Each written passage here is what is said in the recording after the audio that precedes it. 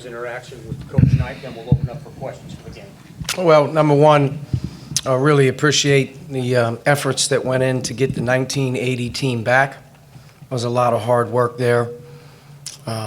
Randy Whitman and Quinn Buckner and Isaiah Thomas, a lot of those guys that conversed over the course of time to make that happen was huge, but also the inclusion of Coach Knight, meant a lot to those guys, and for us to be able to host them and have Coach Knight officially come through the doors was a big thing, and I think hopefully that makes those guys and everybody that's been a part of the long-standing tradition that only played here, coached here, and obviously all of our fans. Hopefully that makes some things go in a different direction moving forward. Continuing to tie things together. So very, very happy about that for those guys. Obviously very disappointed in our performance today. In that type of environment with our fans and crowd, it was really ready, and we got off to a decent start. But our turnovers in the first half really, just killed momentum. And their run at the end of the half, was really just a deflating deal. To be able to come out at halftime and find a way to maybe score the ball a little bit, but not be able to get the stops, continued to be, the second half of the problem. But Purdue deserves credit, executed well. They've got some guys stepping up right now and coming outside of maybe a tougher start. Wheeler's 3 threes to start the game. And you got some guys, obviously, at the right time of year, stepping up and playing well and making some plays. They got a lot of contributions. And, our offense, in particular in the second half, when we needed it to be more efficient, wasn't. But give them a lot of credit. I'm disappointed for our players. I'm disappointed for our fans. I'm disappointed for everyone that came back for the reunion. And I'll take full responsibility on the loss today. For us, we have Iowa coming in here on Thursday. And Iowa's a terrific team. They're a team that, as you watch them play, has had an unbelievable year so far. And Luke Garza's a first-team All-American, but they have a slew of other guys that are playing well. So you're only as good as that next one. And today, as disappointing as it is, you have to find a way to be about the right things over the course of the next 3-4 days to give yourself a chance to play against another great team. And you know what? One way or another, you have to earn the right to break through. And, we're at home again on Thursday, and we got to find a way to do that. How did you find out that Bob Knight was coming, and what was your reaction to hearing that he was going to be in the building?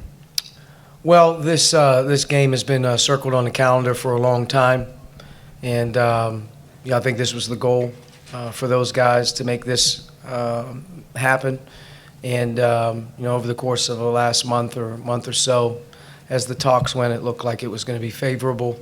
But I think as this last week approached, I thought it was, going to come down the line that, hopefully cross your fingers that everything was able to work out. Coach able to come and see us and our team before the game today was really, really special.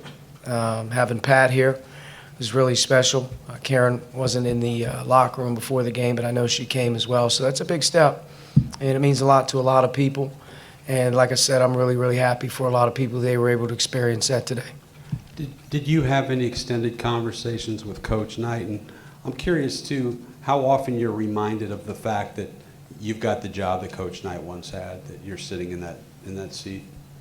I was able to communicate with Coach Knight prior to the game as he arrived, and he was able to be in the locker room with us. Thanked him.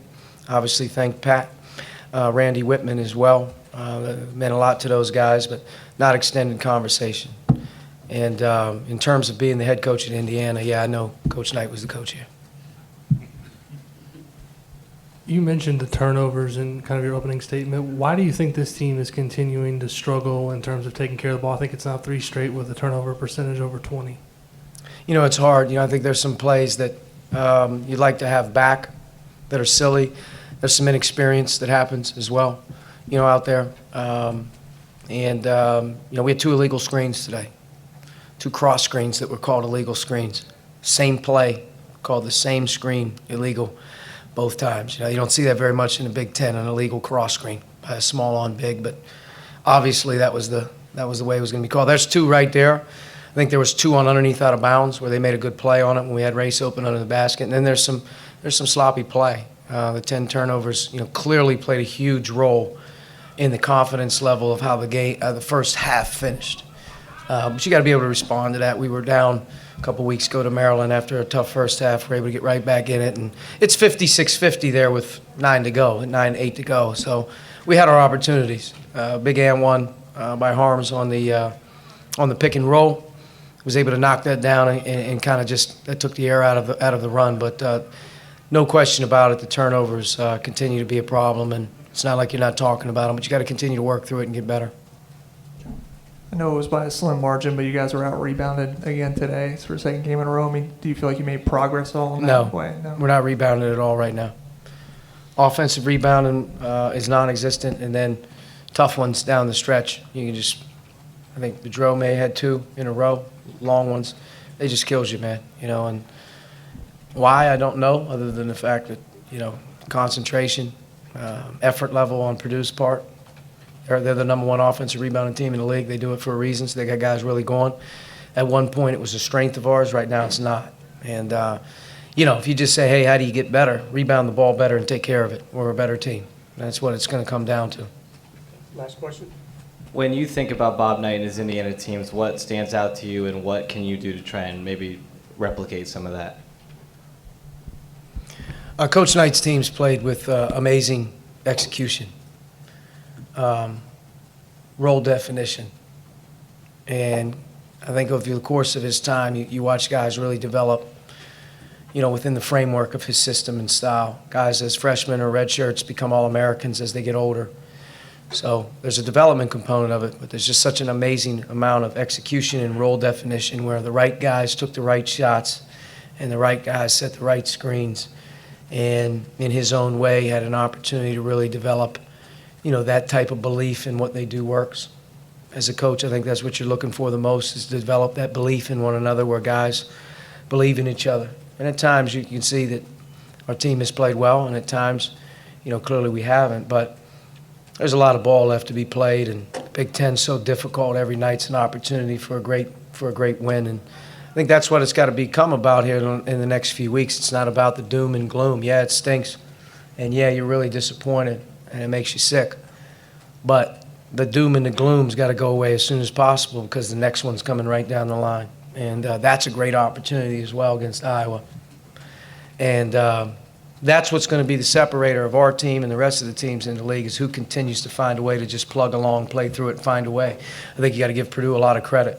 Looking at their win at Northwestern, the way they've played against Iowa, now they've gotten this one. They found a way to plug through it and gotten themselves a situation where they're playing really well with the back 3 or 4 weeks. So we have to find our niche, and we have to find our way. But we're going to have to earn it. Our players are going to have to earn it. Our staff's going to have to earn it. We're going to have to earn our way to the finish line, because I think everybody knows that no one gives you a whole lot in this conference right now, and everyone's playing for a great deal of pride, and there's a lot at stake when it comes to postseason. So for us, it's not about any of that. It's about finding a way to enjoy this thing a little bit. When it gets miserable when you're losing, at the same time, man, it's got to find another way to get right up off that mat and respond. And we need some guys to respond on Thursday. All right, Coach. Thanks. Thank you.